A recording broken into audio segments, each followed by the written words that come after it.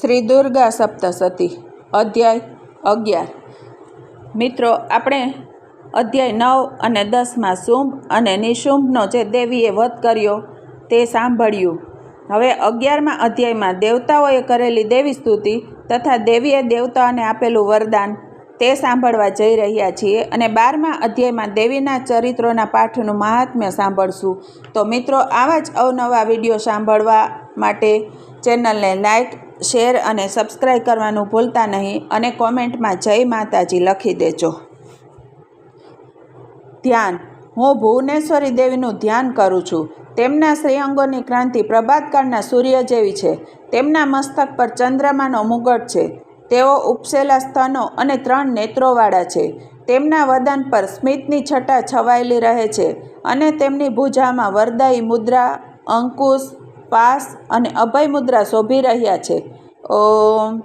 ઋષિ કહે છે, દેવી વડે ત્યાં મહાન દૈત્યપતિ શુંભના માર્યા ગયા પછી ઇન્દ્ર વગેરે દેવતાઓ અગ્નિને આગળ કરીને તે કાત્યાયની દેવીની સ્તુતિ કરવા લાગ્યા। તે સમયે અભિષ્ટની પ્રાપ્તિ થઈ જવાથી તેમના મુખ કમળ ઝળકી ઉઠ્યા હતા અને તેમના પ્રકાશથી દિશાઓ પણ ઝળવળી ઉઠી હતી। દેવતાઓ બોલ્યા, શરણાગતની પીડા હરી લેનારા હે દેવી, અમારા પર પ્રસન્ન થાઓ। હે સમસ્ત જગતના માતા, પ્રસન્ન થાઓ। હે વિશ્વેશ્વરી, વિશ્વનું રક્ષણ કરો। હે દેવી, તમે ચરાચર જગતના અધીશ્વરી છો। તમે આ જગતનો એકમાત્ર આધાર છો, કારણ કે પૃથ્વીના રૂપમાં તમારી જ સ્થિતિ છે। હે દેવી, તમારું પરાક્રમ અલંઘનીય છે। તમે જ જળરૂપે સ્થિત થઈને સમસ્ત જગતને તૃપ્ત કરો છો। તમે અનંત બળથી સંપન્ન વૈષ્ણવી શક્તિ છો। તમે આ વિશ્વની કારણભૂત પરા માયા છો। હે દેવી, તમે આ સમસ્ત જગતને મોહિત કરી મૂક્યું છે। તમે જ પ્રસન્ન થતાં આ પૃથ્વી પર મોક્ષની પ્રાપ્તિ કરાવો છો। હે દેવી, સમસ્ત વિદ્યાઓ તમારા જ ભિન્ન ભિન્ન સ્વરૂપો છે। જગતમાં જેટલી સ્ત્રીઓ છે તે બધી તમારી જ મૂર્તિઓ છે। હે જગદંબા, એકમાત્ર તમે જ આ વિશ્વને વ્યાપ્ત કરી રાખ્યું છે। તમારી સ્તુતિ તો શી થઈ શકે, કારણ કે તમે તો સ્તવન કરવા યોગ્ય પદાર્થોથી પણ પર અને પરા વાણી છો। તમે સર્વ સ્વરૂપા દેવી છો અને સ્વર્ગ તથા મોક્ષ આપનારા છો। તેથી જ તો આ જ રૂપમાં તમારી સ્તુતિ કરીએ છીએ। તમારી સ્તુતિ માટે આનાથી સારી ઉક્તિઓ શી હોઈ શકે ભલા? બુદ્ધિરૂપે સૌના હૃદયમાં વિરાજમાન રહેનારા તથા સ્વર્ગ અને મોક્ષ આપનારા હે દેવી નારાયણી, તમને નમસ્કાર છે। કળા, શિલ્પ વગેરે રૂપે ક્રમશઃ પરિણામ તરફ લઈ જનારા તથા વિશ્વનો ઉપસંહાર કરવામાં સમર્થ એવા હે નારાયણી, તમને નમસ્કાર છે। હે નારાયણી, તમે તમામ પ્રકારના મંગળનું પ્રદાન કરનારા મંગલમયી દેવી છો। કલ્યાણનું પ્રદાન કરનારા શિવા છો। તમે સર્વ પુરુષાર્થોને સિદ્ધ કરનારા શરણાગત વત્સલ 3 નેત્રોવાળા અને ગૌરી છો। તમને નમસ્કાર છે।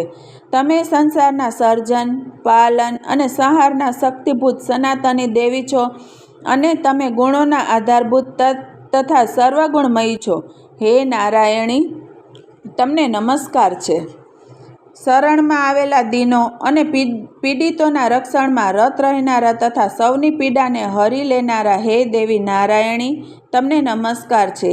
હે નારાયણી, તમે બ્રહ્માણીનું રૂપ ધારણ કરીને હંસોથી જોતરાયેલા વિમાન પર આરૂઢ થાઓ છો અને દર્ભ મિશ્રિત જળનો છંટકાવ કરતા રહો છો।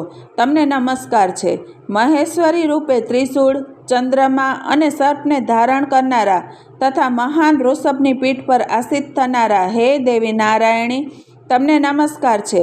મયુરો અને કુકડાઓથી ઘેરાયેલા રહેનારા તથા મહાશક્તિ ધારણ કરનારા કૌમારી રૂપ ધારિણી હે નિષ્પાપ નારાયણી, તમને નમસ્કાર છે।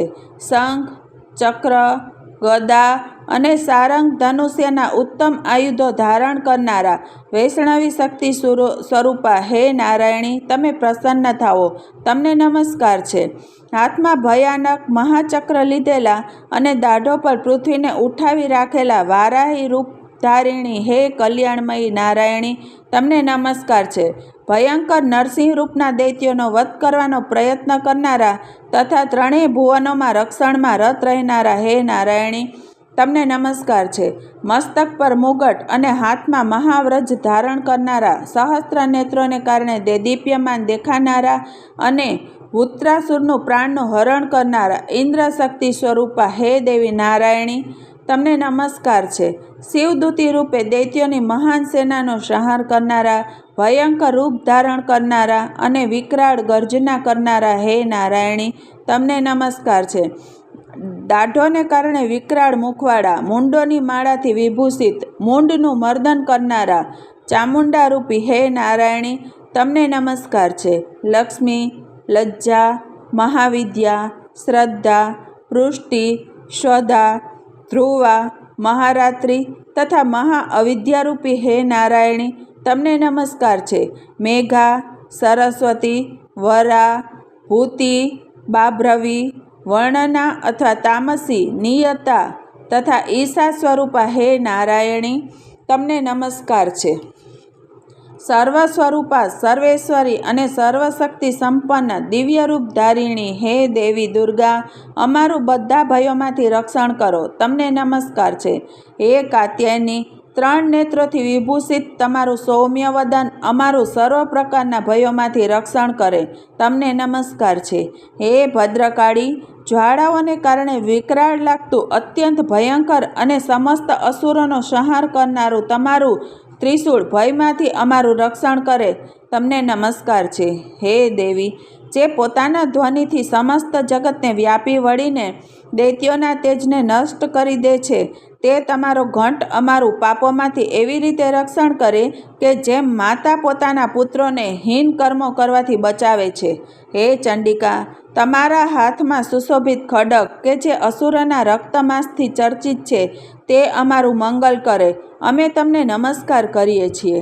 હે દેવી, તમે પ્રસન્ન થતાં બધા રોગોને નષ્ટ કરી દો છો અને ક્રુદ્ધ થતાં બધી જ મનોવાંછિત કામનાઓનો નાશ કરી દો છો. જે લોકો તમારા શરણમાં આવી ચૂક્યા છે તેમના પર વિપત્તિ તો આવતી જ નથી. તમારા શરણમાં આવેલા મનુષ્ય બીજાઓને શરણ આપતા થઈ જાય છે. હે દેવી અંબિકા, તમે પોતાના સ્વરૂપને અનેક ભાગોમાં વિભાજિત કરીને અનેકવિધ રૂપોથી અત્યારે આ ધર્મદ્રોહી મહાદૈત્યોનો જે સંહાર કર્યો છે તે બીજી કોણ કરી શકે તેમ હતું. વિદ્યાઓમાં જ્ઞાનને પ્રકાશિત કરનારા, શાસ્ત્રોમાં તથા આદિવચનોમાં તમારા સિવાય અન્ય કોનું વર્ણન છે? તથા તમારા સિવાય બીજી કોણ એવી શક્તિ છે કે જે આ વિશ્વને અજ્ઞાનમય ઘોર અંધકાર ભરેલા મમતારૂપી ખાડામાં નિરંતર ભટકાવી રહે છે? જ્યાં રાક્ષસો હોય, જ્યાં ભયંકર વિષવાળા સર્પ હોય, જ્યાં શત્રુઓ હોય, જ્યાં લૂંટારાઓનું કટક હોય અને જ્યાં દાવાનળ હોય, ત્યાં તથા સમુદ્રોની વચ્ચે પણ સાથે રહીને તમે વિશ્વનું રક્ષણ કરો છો. હે વિશ્વેશ્વરી, તમે વિશ્વનું પાલન કરો છો. તમે વિશ્વરૂપા છો, તેથી સમસ્ત વિશ્વને ધારણ કરો છો. તમે ભગવાન વિશ્વનાથના પણ વંદનીય છો. જે લોકો તમારી આગળ ભક્તિપૂર્વક શિર ઝુકાવે છે તેઓ સમસ્ત વિશ્વને આશ્રય આપનારા થઈ જાય છે. હે દેવી, પ્રસન્ન થાઓ. જેમ અત્યારે તમે અસુરોનો વધ કરીને અમારું સત્વરે રક્ષણ કર્યું છે, તેવી જ રીતે હંમેશા અમને શત્રુઓના ભયમાંથી બચાવો. સમસ્ત જગતના પાપો નષ્ટ કરી દો અને ઉત્પાત તેમજ પાપોના ફળ સ્વરૂપે પ્રાપ્ત થતો રોગચાળો વગેરે મોટા મોટા ઉપદ્રવોનું તત્ક્ષણ દૂર કરો. વિશ્વની પીડાને હરી લેનારા હે દેવી, અમે તમારે ચરણે આવ્યા છીએ, અમારા પર પ્રસન્ન થાઓ.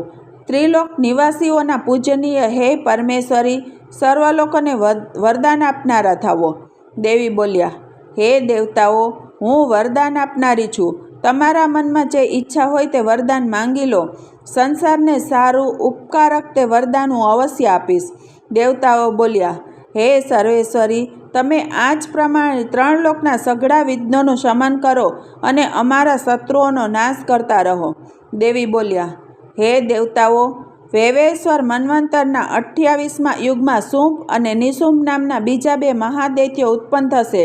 ત્યારે હું નંદગોપના ઘરમાં યશોદાના ગર્ભમાંથી અવતરીશ, વિંધ્યાચળમાં જઈને રહીશ અને તે બંને અસુરોનો નાશ કરીશ. એ પછી અત્યંત ભયંકર રૂપમાં પૃથ્વી પર અવતાર લઈને હું વૈપ્રચિત નામના દાનવોનો વધ કરીશ. તે ભયંકર મહાદૈત્યોનું ભક્ષણ કરતી વખતે મારા દાંત દાડમના ફૂલ જેવા લાલ થઈ જશે અને ત્યારે સ્વર્ગમાં દેવતાઓ અને મૃત્યુલોકમાં મનુષ્યો હંમેશા મારી સ્તુતિ કરતા રહીને મને રક્તદંતિકા કહીને ઓળખશે. એ પછી જ્યારે પૃથ્વી પર 100 વર્ષો માટે અનાવૃષ્ટિ થશે અને પાણીનો અભાવ થઈ જશે ત્યારે મુનિઓના સ્તવન કરવાથી હું પૃથ્વી પર અયોનિજા રૂપે પ્રગટ થઈશ અને મારા 100 નેત્રોથી મુનિઓને જોઈશ. તેથી મનુષ્યો મારું શતાક્ષી એવા નામે કીર્તન કરશે. હે દેવતાઓ, તે સમયે હું પોતાના શરીરમાંથી ઉત્પન્ન થયેલા શાકો વડે સમસ્ત સંસારનું ભરણ પોષણ કરીશ. જ્યાં સુધી વર્ષા થશે નહીં ત્યાં સુધી તે શાક જ સૌના પ્રાણોનું રક્ષણ કરશે. આમ કરવાને કારણે પૃથ્વી પર શાકંભરીના નામથી મારી વિખ્યાતિ પ્રસિદ્ધ થશે. તે જ અવતારમાં હું દુર્ગમ નામના મહાદૈત્યનો પણ વધ કરીશ અને તેને લીધે મારું નામ દુર્ગાદેવી તરીકે પ્રસિદ્ધ થશે. ત્યાર પછી જ્યારે હું ભીમરૂપ ધારણ કરીને મુનિઓના રક્ષણ માટે હિમાલય પર રહેનારા રાક્ષસોને ભરખી જઈશ ત્યારે બધા મુનિઓ નતમસ્તક થઈને મારી સ્તુતિ કરશે અને તે સમયે મારું નામ ભીમાદેવી તરીકે વિખ્યાત થશે.